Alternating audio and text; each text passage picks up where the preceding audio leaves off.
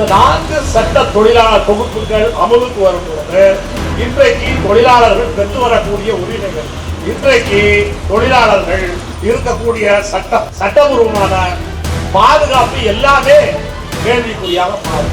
அவ்வளவு ஆபத்தான முறையிலே இன்றைக்கு ஏற்கனவே அமுலிலே இருந்த சட்டங்களை மோடி அரசாங்கம் மாற்றிவிட்டது. 62 நாள் காத்திருப்பு போராட்டத்திலே நம்ம வச்ச முக்கியமான கோரிக்கை என்ன சொல்லுங்க? ஓய்வு பெற்ற தொழிலாளியை விடுங்க. சர்வீஸில் இருக்க தொழிலாளி நம்ம வைத்த கோரிக்கை என்ன? 1/4/2003 பிறகு உள்ளவர்களுக்கு இதே நம்ம வைத்த முக்கியமான கோரிக்கை. எத்தனை தொழிலாளர்கள் வந்தார்கள், ஆசை கொடுத்தாங்க, வச்சாங்க, நல்ல போராட்டம் எல்லாம் சொன்னாங்க. ஆனால் 1/4/2003 பிறகு உள்ளவர்களுக்கு ஓய்வூதியம் என்று நாம் கேட்கும் பொழுது ஏதோ சிஐடி கேட்குது, நல்லதுதான், சிஐடி கேட்கட்டும், அதுவும் நல்லதுதான், அது வரும்போது வரட்டும். புதிய ஓய்வூதிய திட்டம் என்று அரசாணை போட்டாங்களா? இந்த அரசாணை எதை பேஸ் பண்ணி போட்டாங்கன்னா ஆசிரியர்கள், அரசு ஊழியர்களுக்கு 1/4/2003 பிறகு உள்ளவர்களுக்கு புதிய ஓய்வூதிய திட்டம் அரசாங்கம் ஒரு ஜீவோ போட்டுச்சு. அந்த ஜீவோ இங்கேயும் பொருந்தும்னு போட்டான். கரெக்டா? அவங்களுக்கே அது இல்லைன்னு ஆகி போச்சு. இப்ப இந்த ஜீவோ என்ன ஆகும்? செத்து போயிடும்.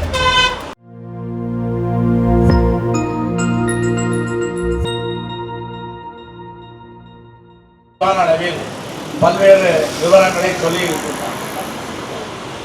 இன்றைக்கு நாம் முன்வைத்திருக்கக்கூடிய பிரச்சனைகள், நம்முடைய போக்குவரத்து கழகங்களை பொறுத்தளவில் போக்குவரத்து கழகங்கள் ஆரம்பித்து கிட்டத்தட்ட 53 ஆண்டுகள் முடிந்துவிட்டது. இந்த 53 ஆண்டுகளில் போக்குவரத்து கழகங்களுக்கு நிறைய அனுபவம் இருக்கு. ஒரு வண்டி எப்போ பிரேக் டவுன் ஆகும், எப்படி ஓட்டினா ஆக்சிடென்ட் ஆகும், வண்டியை பிரேக் டவுனே இல்லாமல் ஓட்டுவது எப்படி, கலெக்ஷனை கூட்டுவதற்கு என்ன செய்ய வேண்டும் என்பதை நம்முடைய நிர்வாக இயக்குனர், இப்போது இருக்கக்கூடிய நிர்வாக இயக்குனர் பெரிய அளவுக்கு ஆராய்ச்சி செய்து கண்டுபிடிக்க வேண்டிய அவசியமே கிடையாது. ஆனா இவர் என்னன்னா ரொம்ப ஆராய்ச்சி பண்ணிக்கிட்டு இருக்காங்க. பிரச்சனையே அதுதான். பிரச்சனையே என்னன்னா 50 வருஷம் எக்ஸ்பீரியன்ஸ் இருக்குது. அதாவது நல்ல சமையல் தெரிஞ்ச ஒரு சமையல்காரர்கிட்ட சாப்பிடலாம், இன்னும் கொஞ்சம் உப்பை கூட போடு, இல்லாட்டி புளிய குறைன்னு வேணா சொல்லலாமா, புதுசா சமையல் பண்றதுக்கான ஆராய்ச்சி எல்லாம் பண்ணக்கூடாது. ஆனால் நம்ம நிர்வாக இயக்குனர் புதிதாக சமையல் பண்ணுவதற்கு ஆராய்ச்சி பண்ணிட்டு இருக்காரு. அதுக்கு பலிகடா தொழிலாளி. இதுதான் இருக்கக்கூடிய அடிப்படையான பிரச்சனையே. இப்போ நம்முடைய நிர்வாக இயக்குனர் இவ்வளவு நாள் ஆகி போச்சு. நம்முடைய கழகங்கள்ல இங்க மட்டுமல்ல, இந்தியா முழுவதுமே நான் நிர்வாக இயக்குனரிடம் பேசும்போது நான் கேட்டேன், இந்த பிரச்சனைகள் இப்பொழுதுள்ள பிரச்சனை அல்ல.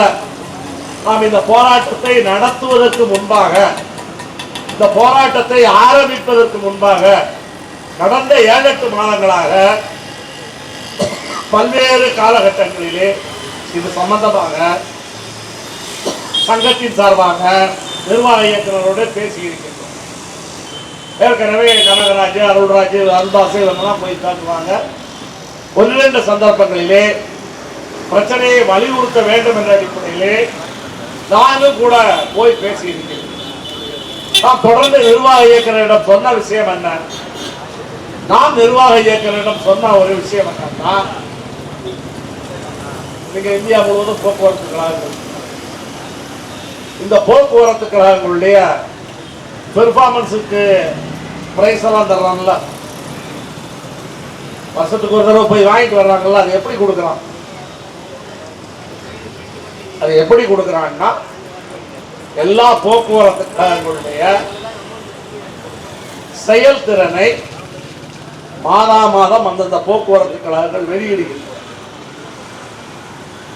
டயர் எத்தனை கிலோமீட்டர் ஓடி இருக்கிறது, அதே போல ஆயில் எவ்வளவு ஊத்துறோம், 1 லிட்டர் டீசலுக்கு எத்தனை கிலோமீட்டர் பேருந்து இயங்குகின்றது, 10,000 கிலோமீட்டர் ஓடினா எத்தனை கிலோமீட்டர் பிரேக் டவுன் ஆகுது, அதே போல 10,000 கிலோமீட்டருக்கு எவ்வளவு விபத்து நடக்குது, இப்படி எல்லா தரவுகளுமே இந்தியா முழுவதும் சேகரிக்கப்படுகிறது.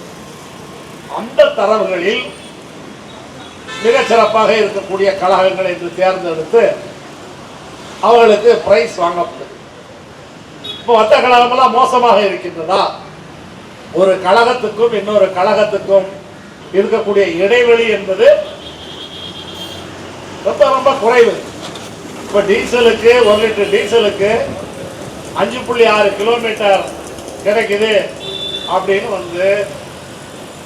அகில இந்திய அளவிலே பிரைஸ் கொடுக்குறாங்கன்னா சில கழகங்கள் 5.5 இருக்கும். 5.5க்கும் 5.6க்கும் எவ்வளவு வித்தியாசம்? 0.1 வித்தியாசம். இந்த 0.1 வித்தியாசத்துக்கு தான் சண்டையை போட்டுக்கிட்டு இருக்காங்க. நாம் நிர்வாக இயக்கரிடம் என்ன கேட்டோம்னா,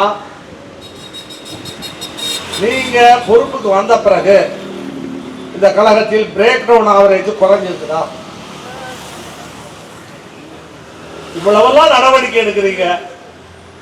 நீங்க பொறுப்புக்கு வந்த பிறகு அப்படி என்ன இந்த கார்பரேஷன்ல பெர்ஃபார்மன்ஸ் அள்ளி குவியுது. அதான முக்கியமான விஷயம். நான் உடனே செஞ்சாங்க, நான் செஞ்சதுனால பெர்ஃபார்மன்ஸ் அதிகமாயிருச்சு. பிரேக் டவுனே இல்லை, இல்லாட்டி வண்டிக்கு செலவே இல்லாம செலவு பண்ணாமலே வண்டி ஓடுது, இப்படியெல்லாம் சொல்ல முடியுமா? 26 வருஷமா அப்பாயின்மெண்ட் இல்ல. டெக்னிக்கல்ல 58 வயசு 57 வயசுல தான் junior most. Junior most technical தொழில வேண்டிய வயசு என்ன? 57 58. இதையெல்லாம் நிர்வாகம் பரிசீலிக்க வேண்டும் என்று நாம் தொடர்ச்சியாக மீண்டும் மீண்டும் வலியுறுத்தினோம். ஆனால் மீண்டும் மீண்டும் வலியுறுத்தியும் இல்ல, நான் பிடிச்ச முயலுக்கு 3 காலம் தான், நான் சொல்றதுதான் கரெக்டானது, நான் சொல்றதுதான் சரியானது என்று அரசு விரைவு போக்குவரத்துக்கான நிர்வாகம் பிடிவாதம் பிடித்த காரணத்தில்தான் இன்றைக்கு இந்த போராட்டம் நடக்கின்றது. நமக்கு ஒன்றும் போராட்டத்தை நடத்த வேண்டும் என்ற ஆசை அல்ல, இல்லையென்றால் போராட்டத்தை நடத்தியே தீர வேண்டும் என்ற கட்டாயம் என்பதில்லை. எதுக்குனாலும் டிரான்ஸ்பர் பிரச்சனைக்கு தீர்வாகுமா? டிரான்ஸ்பர் பண்ணி அப்படி என்ன சாதிச்சு விட்டோம்? ஒண்ணும் கிடையாது. இதெல்லாம் நான் பலமுறை நிர்வாகத்திடம் பேசியும், நான் பேசிய விஷயங்களை நிர்வாகம் எந்த விதமான கணக்கில் கொள்ளாத காரணத்தினால்தான், நான் பேசிய விஷயங்கள் அடிப்படையிலே நிர்வாகம் உருப்படியான நடவடிக்கை எடுக்காத காரணத்தினால்தான் இன்றைக்கு இந்த போராட்டம் நடந்து கொண்டிருக்கின்றது. நமக்கு பிரச்சனை அதிகம். நம்ம போராட வேண்டிய விஷயங்கள் நிறைய. சம்மேளனம் மற்ற சங்கங்களோடு இணைந்து விரைவிலே பல போராட்டங்களை அறிவிக்க இருக்கின்றோம். அகில இந்திய அளவில் மோடி அரசாங்கம் இன்றைக்கு 4 தொழிலாளர் சட்ட தொகுப்புகளை கொண்டு வந்திருக்கிறது. இந்த 4 சட்ட தொழிலாளர் தொகுப்புகள் அமலுக்கு வரும்போது இன்றைக்கு தொழிலாளர்கள் பெற்று வரக்கூடிய உரிமைகள், இன்றைக்கு தொழிலாளர்கள் இருக்கக்கூடிய சட்டபூர்வமான பாதுகாப்பு எல்லாமே கேள்விக்குறியாக மாறும். அவ்வளவு ஆபத்தான முறையிலே இன்றைக்கு ஏற்கனவே அமுலிலே இருந்த சட்டங்களை மோடி அரசாங்கம் மாற்றிவிட்டது.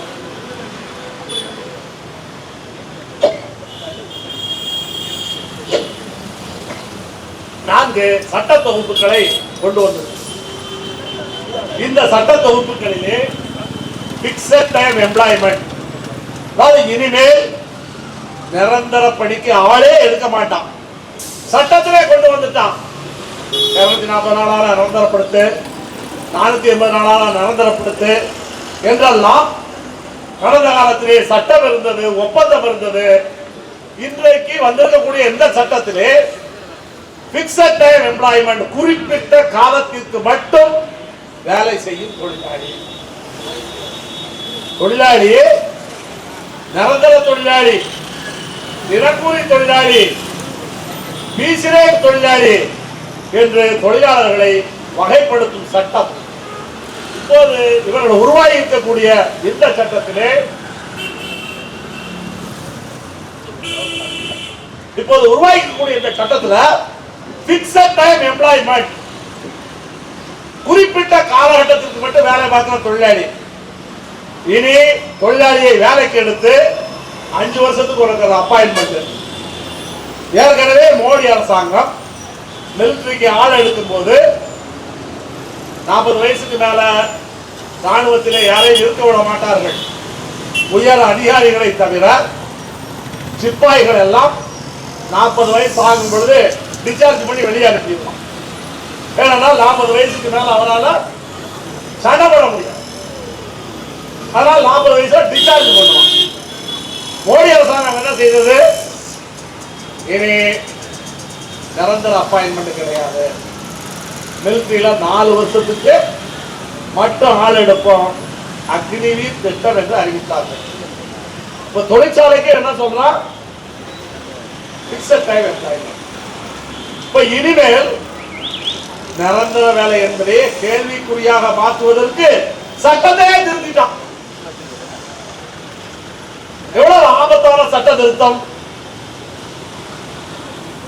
அதே போல 300 பேர் இருந்தா தான் ஸ்டாண்டிங் ஆர்டர் பொருந்தும். 299 தொழிலாளி இருக்கக்கூடிய தொழிற்சாலைக்கு கூட ஸ்டாண்டிங் ஆர்டர் கிடையாது. இப்ப சட்டத்துல 20 தொழிலாளி இருந்தாலே அந்த நிறுவனத்திற்கு ஸ்டாண்டிங் ஆர்டர் வேண்டும். ஆனால் இனிமேல் 300 தொழிலாளிக்கு மேலே இருந்தால்தான் ஸ்டாண்டிங் ஆர்டர். அதே போல இப்ப நம்ம ஒரு தொழிலாளி டிஸ்மிஸ் ஆகிடான்னு வச்சுக்கோங்களேன், வழக்கு நடத்துவது கொஞ்சம் தாமதமானாலும் கூட ஒரு 3 ஆண்டுகள் கழித்து கூட அவர் வழக்கு போட முடியும். இப்போது வழக்கு போடக்கூடிய கால எல்லையை 2 ஆண்டுகளாக சுருக்கி விட்டார். இப்படி ஒவ்வொரு விஷயத்திலும் மோட்டார் போக்குவரத்து தொழிலாளர் சட்டத்திலே கேண்டீன் இருக்கிறது, ஓய்வறை இருக்கின்றது. அதே போல குடிநீர் வசதி நிர்வாகம் செய்து கொடுக்க வேண்டும், யூனிஃபார்ம் நிர்வாகம் கொடுக்க வேண்டும். இதெல்லாம் சட்டத்தில் இருக்குது. புதிதாக வந்த சட்டத்திலே இது எதுவுமே இல்லை. நாளைக்கு நிர்வாகம் சட்டத்தில் அப்படிதான் யூனிஃபார்ம் கொடுத்தேன், இனி சட்டப்படி யூனிஃபார்ம் கொடுக்க முடியாது என்று சொன்னால் உங்களுக்கு கேள்விக்குறியாக மாறும். சம்பள பட்டுவாடா சட்டம் இருக்கிறது. அந்த சம்பள பட்டுவாடா சட்டத்திலே அதிகபட்சமாக சம்பள தேதி அட்டெண்டன்ஸ் முடிச்சதிலிருந்து பெரிய நிறுவனங்களாக இருந்தால் 7 நாளைக்கு கூட சம்பளத்தை கொடுக்கணும். சிறிய நிறுவனங்களாக இருந்தால் 10 நாளைக்குள்ள சம்பளம் கொடுக்கணும். இப்போ நமக்கு 20ஆம் தேதி அட்டெண்டன்ஸ் முடிக்கிறான்னு வச்சோங்க, 1ஆம் தேதி சம்பளம் கொடுக்குறாங்க. இப்ப என்ன சொல்றாங்க சட்டத்துல? இப்போ நம்மை போன்ற அரசு துறைக்கு சம்பள பட்டுவாடா சட்டமே பொருந்தாதுன்னு சட்டம் போட்டு வச்சிருக்கான். இப்ப சம்பளம் தாமதமாக கொடுத்தால் நாம் தாமதமாக சம்பளம் கொடுக்கிற இது சம்பள பட்டுவாடா சட்டத்துக்கு புறம்பானது என்று புகார் செய்கின்றோம். ஆனால் இனிமேல் சம்பள பட்டுவாடா சட்டமே நமக்கு பொருந்தாது என்று புதிதாக வந்திருக்கக்கூடிய இந்த சட்டத்திலே இருக்கு. அரசுக்கு சொந்தமான நிறுவனங்களிலே சம்பள பட்டுவாடா சட்டம் பொருந்த வேண்டும் என்றால் இந்த மாநில அரசாங்கம் தனியாக ஒரு உத்தரவு போட்டால்தான் நமக்கு சம்பள பட்டுவாடா சட்டம் பொருந்தும். அப்படி ஒவ்வொரு சட்டத்திலும் மோட்டார் வாகன சட்டம் நமக்கு இருக்குது, ஃபேக்டரி ஆக்ட் இப்படி இருக்குது. அதே போல இங்கே இருக்கக்கூடிய அலுவலக பணியாளர்களுக்கு கடைகள் மற்றும் வர்த்தக நிறுவனங்கள் சட்டம், ID act, workmen compensation act, PF act, இப்படி நமக்கு பல சட்டங்கள் பொருந்தும். இப்படி பொருந்தக்கூடிய எல்லா சட்டங்களிலுமே எல்லா சட்டங்களுடைய அடிப்படையான விஷயங்களில் இந்த அரசாங்கம் மாற்றம் கொண்டு வந்திருக்கின்றது. அதிகாரிகளுக்கு தான் பாதிக்கும். இப்ப இவ்வளவு பெரிய பிரச்சனையை வைத்து நாம் போராட்டம் நடத்த வேண்டிய காலகட்டத்தில் இருக்கிறோம்.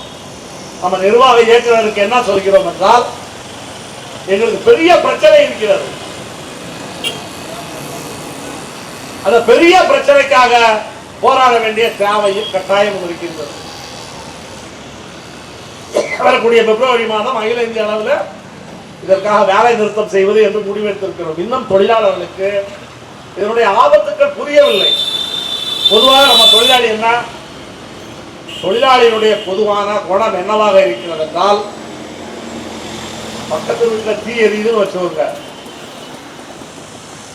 இவன் என்ன சொல்லுவான், பக்கத்து வீட்டில் தானே தீ எரியுது, நம்ம வீட்டுக்கு வரும்போது பார்த்துக்கலாம் என்ற மனநிலை தான் பெரும்பகுதியான தொழிலாளிகளிடம் இருக்கிறது. இன்னைக்கு இந்த சட்டம் வந்து விட்டது, சரி நிறைவேற்ற நிறைவேற்றப்படும், நமக்கு என்ன பாதிப்பு, பாதிப்பு வரும் பொழுது அதுக்கு எதிராக போராட வேண்டிய கட்டாயம் என்பது இருக்கின்றது. இப்ப நம்ம 62 நாள் காத்திருப்பு போராட்டம் நடத்தணும். 62 நாள் காத்திருப்பு போராட்டத்திலே நம்ம வச்ச முக்கியமான கோரிக்கை என்ன சொல்லுங்க? ஓய்வு பெற்ற தொழிலாளியை விடுங்க. சர்வீஸ்ல இருக்க தொழிலாளிக்கு நம்ம வைத்த கோரிக்கை என்ன? 1/4/2003 பிறகு உள்ளவர்களுக்கு இதே நம்ம வைத்த முக்கியமான கோரிக்கை. எத்தனை தொழிலாளர்கள் வந்தார்கள், காசை கொடுத்தாங்க, வச்சாங்க, நல்ல போராட்டம் சொன்னாங்க. ஆனால் 1/4/2003 பிறகு உள்ளவர்களுக்கு ஓய்வூதியம் என்று நாம் கேட்கும் பொழுது ஏதோ சிஐடி கேட்குது, நல்லதுதான், சிஐடி கேட்கட்டும், அதுவும் நல்லதுதான், அது வரும்போது வரட்டும் சொன்னாங்களா? இப்போ தமிழ்நாடு அரசாங்கம் ஒரு பென்ஷன் அறிவிச்சிருச்சு. பென்ஷன் அறிவிச்ச உடனே நம்மகிட்ட என்ன கேட்கிறாங்க, இது நமக்கு பொருந்துமா தோறாது, இது நமக்கு பொருந்துமா, நம்ம தோழர்கள் நிறைய பேர் கேட்கிறாங்க, இது நமக்கு பொருந்துமா? இப்ப நம்மகிட்ட பிடிக்கக்கூடிய 10% நிர்வாகம் எடுத்துக்குவாமா? இப்படி ஒரு கேள்வி கேட்கிறாங்க. எடுத்துக்கிட்டு தான் அந்த பென்ஷன் கொடுக்க போறாங்க. இதெல்லாம் இப்பொழுது வந்திருக்கக்கூடிய கேள்வி. நம்மை பொறுத்தளவில் அரசு ஊழியர் பென்ஷன் தனி. இப்பொழுது முதலமைச்சர் அறிவித்திருக்கிறார் ஒரு பென்ஷன். அந்த பென்ஷன் தமிழ்நாடு உத்தரவாதப்படுத்தப்பட்ட ஓய்வூதியம். அந்த ஓய்வூதியம் எதற்காக அறிவிக்கப்பட்டிருக்கிறது, எதற்கு பதிலாக அறிவிக்கப்பட்டிருக்கிறது? ஏற்கனவே 1/4/2003 பிறகு வேலைக்கு சேர்ந்தவர்களுக்கு புதிய பென்ஷன் திட்டம் இருந்தது. அந்த புதிய பென்ஷன் திட்டத்தினுடைய பெயர் என்பிஎஸ். என்பிஎஸ் என்ன அர்த்தம்? நியூ பென்ஷன் ஸ்கீம் அல்ல, அதனுடைய பெயர் என்பிஎஸ், நேஷனல் பென்ஷன் ஸ்கீம், தேசிய ஓய்வூதிய திட்டம் என்ற ஒரு திட்டத்தை 2003ஆம் ஆண்டு வாஜ்பாய் அரசாங்கம் அறிவித்தது. அரசாங்கம் அறிவித்த அந்த திட்டத்தின்படி தொழிலாளர்கள் 10% பங்கு செலுத்த வேண்டும், நிர்வாகம் 10% பங்கு செலுத்த வேண்டும். இந்த 10 20% வைத்து தொழிலாளர்களுக்கு ஓய்வூதியம் கொடுக்கும். எப்படி தொழிலாளர்களுக்கு ஓய்வூதியம் கிடைக்கும்? இந்த 10 20% நிர்வாகம் பிடித்தம் செய்து இந்த பணத்தை எல்லாம், அது நம்மிடம் பிடித்தம் செய்யக்கூடிய பணம், அரசு ஊழியர்களிடம் பிடித்தம் செய்யக்கூடிய பணம், ஆசிரியர்களிடம் பிடித்தம் செய்யக்கூடிய பணம், இந்த எல்லா பணத்தையும் யார் வைத்துக் கொள்வார்கள்? இந்த பணத்தை பராமரிப்பதற்கு என்று ஒரு நிறுவனத்தை மத்திய அரசாங்கம் உருவாக்கி இருக்கிறது. தேசிய பென்ஷன் திட்டத்தை நிர்வகிப்பதற்கு அரசாங்கம் ஒரு நிறுவனத்தை உருவாக்கி இருக்கிறது. அந்த நிறுவனத்தினுடைய பெயர் PFRDA, pension fund regularity and development authority பெயர். இவன் இந்த பணத்தை எல்லாம் பிடிச்சு எங்க கொடுப்பான்னா அந்த PFRDAக்கு அனுப்பிடுவான். PFRDA என்ன செய்யும்? அந்த பணத்தை வைத்துக் கொண்டு அந்த பணத்தை பங்குகளை வாங்கி பங்கு சந்தையில முதலீடு பண்ணும். இந்த பிஎஃப்ஆர்டி ஆக்ட்ல என்ன இருக்குன்னா, ஓம் பணத்தை உன்னிடம் பிடித்தம் செய்யக்கூடிய பணத்தை உன்னிடமிருந்து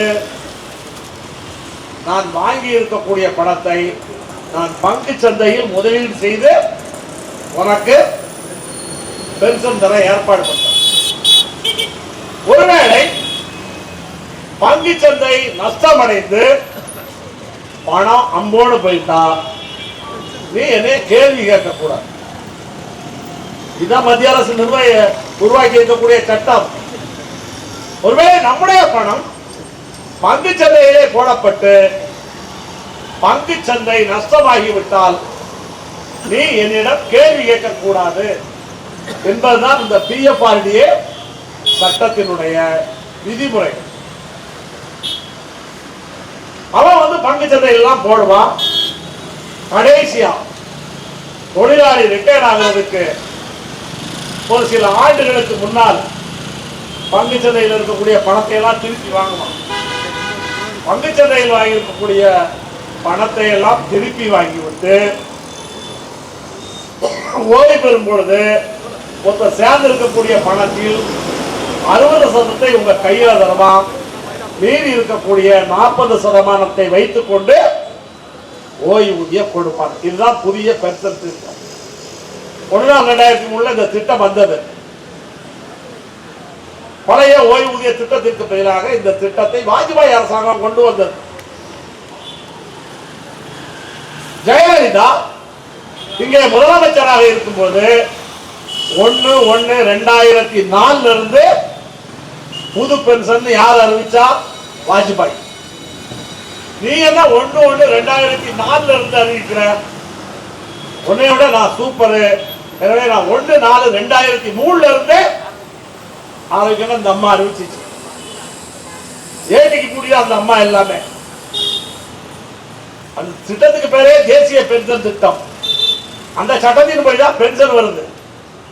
ஆனா அது 1/1/2004ன்னா இந்த அம்மா நீ என்ன 1/1/2004 நான் 1/4/2003 அறிவிக்கிறேன்னா அறிவிச்சிச்சு. சரி, அறிவிச்ச பிறகு அதுக்கு பிறகு அப்பாயின்மெண்ட் ஆன தொழிலாளிகிட்ட 10% பிடிச்சாங்க. பிடிச்ச பணத்தை யாருக்கு அனுப்பணும்? யாருக்கு அனுப்பணும்? அந்த பிஎஃப்ஆர்டிஏக்கு அனுப்பணும். அவன் என்ன செய்வான்னா ஒவ்வொருவருக்கும் தனி அக்கௌண்ட் வச்சிருப்பான். அருள்ராஜ்கிட்ட எவ்வளவு பணம் இருந்துச்சு, அருள்தாஸ்கிட்ட, செங்குட்டுவனுக்கு எவ்வளவு பணம் இருக்குது, அப்படி ஒவ்வொருத்தருக்கும் பிஎஃப் அக்கௌண்ட் நமக்கு இருக்கிற மாதிரி தனித்தனி அக்கௌண்டில் இந்த பணத்தை மெயின்டைன் பண்ண. இப்ப தனித்தனி அக்கௌண்ட்ல இந்த பணத்தை மெயின்டைன் பண்ணோம்னா இவங்க அந்த பணத்தை அனுப்புறதுக்கு முன்னாடி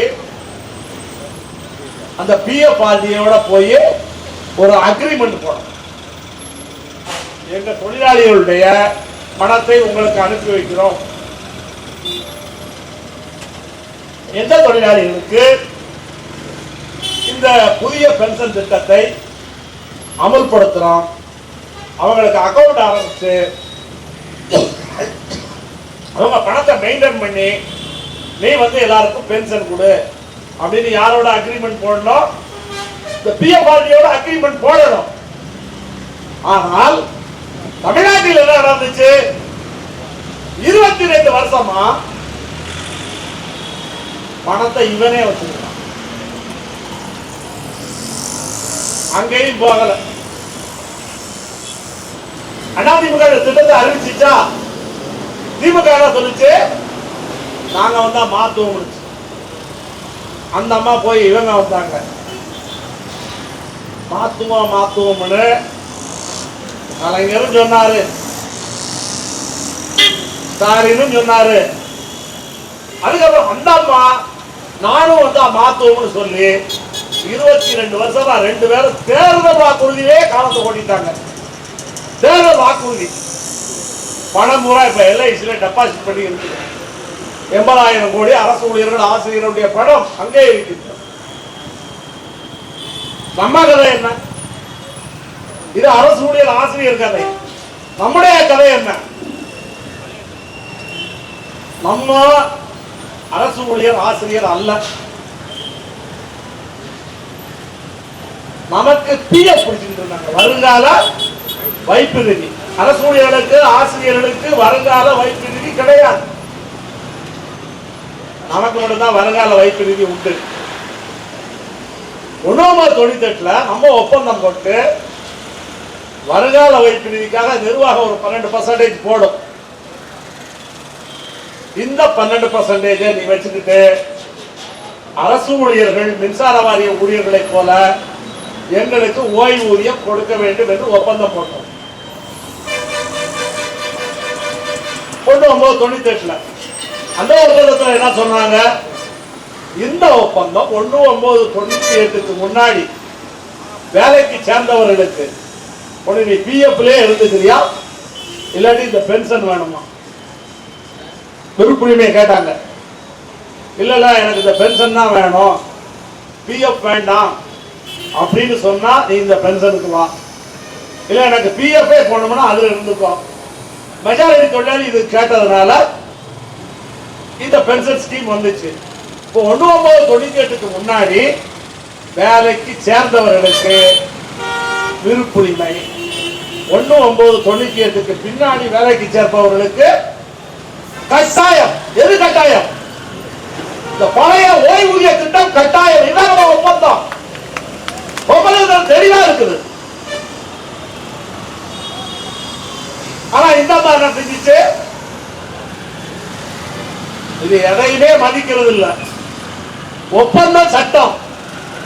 ஆனால் ஒப்பந்தத்துக்கு மாறாக அரசு ஊழியர்கள் ஆசிரியர்களுக்கு 1/4/2003க்கு பிறகு புதிய ஓய்வூதிய திட்டம் என்று உத்தரவை போட்ட அந்த அம்மா போக்குவரத்து தொழிலாளிக்கு இதுதான் ஒரு உத்தரவு போட்டு விட்டான்.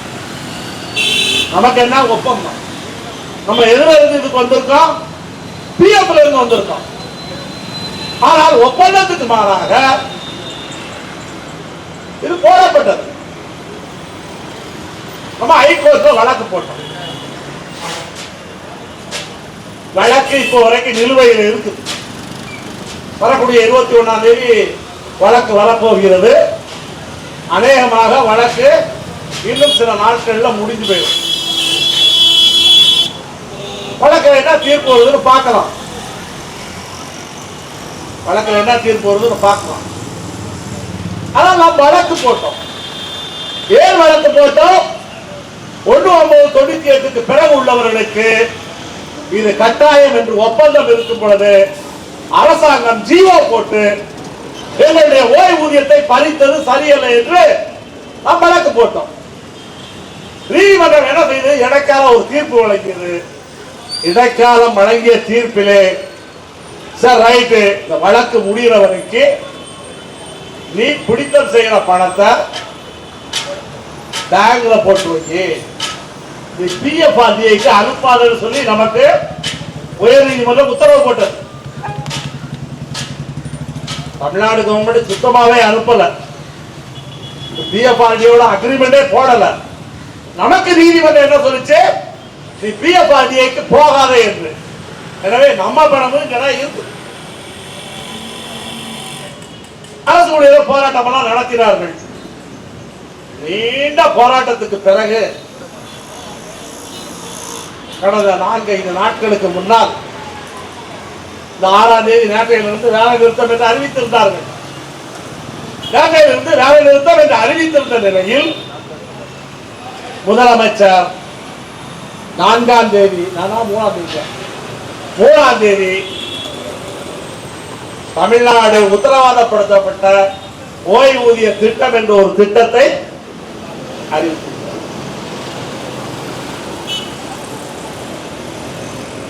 இப்ப அந்த ஓய்வூதிய திட்டம் என்ன? அந்த ஓய்வூதிய திட்ட கதைக்குள்ள நான் பின்னாடி வர்றேன். நமக்கு என்ன கேள்வி? இப்ப நமக்கு என்ன தோழர்?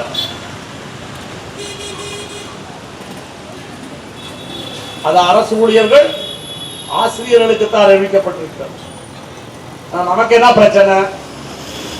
நமக்கு 1/4/2003 பிறகு உள்ளவர்களுக்கு புதிய ஓய்வூதிய திட்டம் என்று அரசாணை போட்டார்கள். போட்டாங்களா? இந்த அரசாணை எதை பேஸ் பண்ணி போட்டான்? எதை பேஸ் பண்ணி போட்டான்னா, ஆசிரியர்கள் அரசு ஊழியர்களுக்கு 1/4/2003 பிறகு உள்ளவர்களுக்கு புதிய ஓய்வூதிய திட்டம் அரசாங்கம் ஒரு ஜீவோ போட்டுச்சு. அந்த ஜீவோ இங்கேயும் பொருந்தும்னு போட்டான். கரெக்டா? அவங்களுக்கே அது இல்லைன்னு ஆகி போச்சு. இந்த ஜீவோ என்ன ஆகும்? மூல ஜீவோ செத்து போச்சு. மூல ஜீவோ செத்து போகும்போது நமக்கு புதிய ஓய்வூதிய திட்டம் என்று போட்டிருக்கக்கூடிய இந்த ஜீவோவும் ஆட்டோமேட்டிக்கா செத்து போயிடும். இந்த ஜீவோல என்ன இருக்குது? இனிமேல் 1/4/2003 பிறகு உள்ளவர்களுக்கு புதிய ஓய்வூதிய திட்டம் என்று அரசாங்கம் ஒரு ஜீவோ போட்டிருக்குது. அந்த ஜீவோ அடிப்படையில் போக்குவரத்து தொழிலாளிகளுக்கும் இனிமேல் புதிய ஓய்வூதிய திட்டம் என்று ரெஃபரன்ஸ்ல எந்த நம்பரை போட்டிருக்கான்? அரசு ஊழியர்களுக்கு போட்ட ஜீவோ நம்பரை போட்டிருக்கான். இப்ப முதலமைச்சர் என்ன செஞ்சிருக்காரு? அதெல்லாம் கிடையாது. எது கிடையாது? புதிய ஊதிய திட்டம்லாம் கிடையாது. அதை நாங்க வாபஸ் வாங்குறோம். அதுக்கு பதிலா ஒருங்கிணைந்த ஓய்வூதிய திட்டம் என்று சொன்ன பிறகு நமக்கு போட்ட ஜீவோ ஆட்டோமேட்டிக்கா செத்து போற ஜீவோவா மாறிடும். ஆக இப்ப நம்ம எல்லாருக்கும் பேச இருக்குது. சந்தோஷம் இல்லையா? சந்தோஷமே இல்லையா தோழா? இப்போ 1/4/2003 பிறகு உள்ளவர்களுக்கு உறுதியாக போக்குவரத்து கழகத்திலும் ஓய்வூதியம் உண்டு. ஆனா என்ன பிரச்சனை? இந்த 6 ஆண்டு தான் இருக்க கூடாதுங்களா? அதான் யோசிக்கிறீங்க, கை தட்டலாமா வேண்டாமா? ஆனா என்ன பிரச்சனை?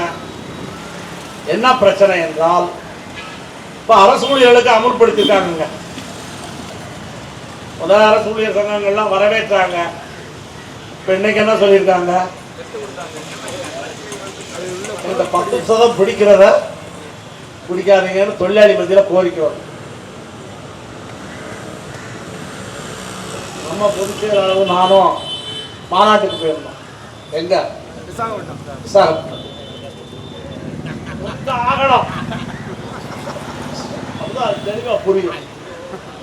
அவரும் நானும் என்ன செஞ்சோம்னா, இந்த ஓய்வூதிய திட்டம் அறிவித்தவுடனேயே சம்மேளன கூட்டத்தை ஆன்லைன்ல நடத்தணும்.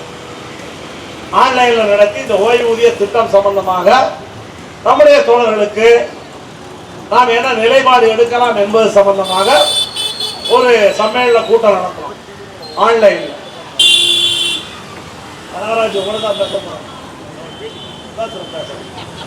ஆன்லைன்ல கூட்டம் நடத்திட்டு, சரி இது சம்பந்தமாக நாம் ஒரு அறிக்கை வெளியிடலாம். கனகராஜ் வேற ரூம்ல தங்கி இருந்தார், நான் வேற ரூம்ல தங்கி இருந்தேன். கனகராஜ் ரூமுக்கு வாங்க, நான் சொல்றேன் நீங்க எழுதுங்க அப்படின்னாரு. அவர் ரூமுக்கு வந்தா நான் சொல்றது அவர் எழுதல. அரை மணி நேரம் 3/4 மணி நேரம் போன்ல பேசிக்கிட்டு இருக்காரு. போன்ல பேசிக்கிட்டு இருக்காரு. என்ன கனகராஜ் அப்படின்னு சொன்னா, அவங்க வீட்டுக்காரமா டீச்சர். அவங்க இந்த புதிய ஓய்வூதிய திட்டம் சம்பந்தமாக அவங்கள்ட்ட ஆர்கியூ பண்றாங்க. என்ன ஆர்கியூ பண்றாங்க? ஏன் சம்பளத்துல இவ்வளவு காசு பிடிச்சிருக்கிறான், பிடிச்ச காசை நான் எப்படி கொடுக்க முடியும்? மொத்தமா நான் வாங்கிட்டா எனக்கு லாபம், மொத்தமா நான் வாங்கிட்டா லாபம். இந்த காசை வாங்கி நான் வட்டி விட்டாலே இவன் கொடுக்குற பென்ஷன் வந்துடும். இவர் விளக்கமெல்லாம் சொல்றாரு. இவர் விளக்கமெல்லாம் சொல்றாரு, இல்லம்மா அப்படியெல்லாம் இல்லம்மா அப்படின்ட்டு. அவங்க ஒத்துக்கவே இல்லை. பொதுவா அரசு ஊழியர்கள் மத்தியில் இப்படி ஒரு ட்ரெண்ட் இருக்குது. நம்ம தொழிலாளி என்ன கேட்கிறாங்க, தோழர் பிடிச்ச காசை பிடிச்சிக்குவானா? ஏன்னா ஒவ்வொரு மாசமும் சம்பளம் எவ்வளவு வருதுன்னு தொழிலாளி பாக்குறாரு டேபிள்ல வாங்கி. இன்னொன்னு என்ன பாக்குறாரு, எவ்வளவு நமக்கு இருக்குது எல்லாம் பாக்குறீங்களா? இப்போ பென்ஷன் வருது, அதெல்லாம் கரெக்ட். இருக்கிறது போயிரும் போல இருக்க. இவ்வளவு காசை நம்ம கொடுக்கணுமா? மாசம் மாசம் 10% தெரியாது. 8 லட்சம் இருக்குது, 9 லட்சம் இருக்குது, நிர்வாக பங்கு சேர்த்து 15 லட்சம் இருக்குது. இப்பவே 15 லட்சம். இந்த ரிட்டையர் ஆகும் போது அது ஒரு 50-60 லட்சம் வரும். இந்த 50-60 லட்சத்தை கொடுத்துட்டு பென்ஷன் வாங்கணுமா? அப்ப தரமாட்டாங்களா தோழர்? இப்படி தொழிலாளர்கள் கேட்கிறாங்க. உங்கள்ட்ட யாரும் கேட்கிறாங்களா? ஆனா இதுதான் அரசாங்கம் அறிவிச்சிருக்க ஸ்கீம். அரசாங்கம் அறிவித்துள்ள புதிய உத்தரவாதப்படுத்தப்பட்ட ஓய்வூதியம் என்பது இதுதான். இப்போ எனக்கு பிடிக்காத அப்படின்னு தொழிலாளி யாருமே சொல்ல முடியாது. இந்த புதிய பென்ஷன் திட்டத்தை விரும்பாமல் புதிய பென்ஷன் திட்டம் வேண்டாம் என்று சொன்னாலும் எப்படி நம்முடைய தலையிலே திணிக்கப்பட்டதோ அப்படி இந்த ஸ்கீம் வந்துருச்சு. அதான் நம்ம என்ன சொல்றோம், எங்க ஸ்கீம் வேற, நீ இது சம்பந்தமான எங்களோட பேச்சுவார்த்தை நடத்து, எங்களுக்கு பழைய ஓய்வூதிய திட்டம் தான் பொருந்தும், அது சம்பந்தமாக நீதிமன்றத்தில் வேற வழக்கு இருக்கிறது என்பதெல்லாம் நமக்கு இருக்கக்கூடிய பிரச்சனையாக இருக்கிறது. நாளைக்கு என்ன வரும் அது இப்போது சொல்ல முடியாது. ஆனால் நமக்கு இவ்வளவு பிரச்சனைகள் இதுக்குள்ள இருக்குது. ஆட்டோமேட்டிக்கா மாநில அரசாங்கத்துக்கு அறிவித்த உடனேயே அப்படியே நமக்கு பொருந்தாது.